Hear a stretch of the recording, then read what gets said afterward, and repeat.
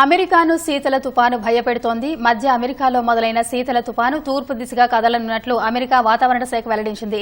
Polar vertex కారణంగా ప్రతికూల వాతావరణ పరిస్థితులు ఏర్పడే అవకాశం ఉన్నట్టు తెలిపింది.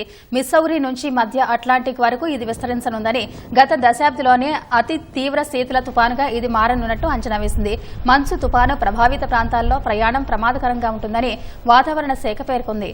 తుపాను కారణంగా చాలా చోట్ల భారీగా మంచు, వర్షంతో పాటు అత్యంత కనిష్ట ఉష్ణోగ్రతలు నమోదు కానున్నట్టు పేర్కొంది.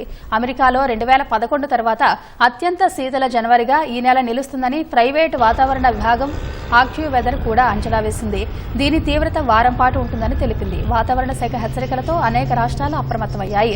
కెంటకీ, వర్జీనియా, కాన్సాస్, ఆర్కాన్సాస్ రాష్ట్రాలు ఇప్పటికే ఎమర్జెన్సీ విధించాయి. అమెరికాలోని లక్షలాది మందిపై మంచు తుపాను ప్రభావం చూపనుందని వాతావరణ శాఖ సూచనలను గమనిస్తూ ఉండాలని అమెరికా ప్రభుత్వం సూచించింది.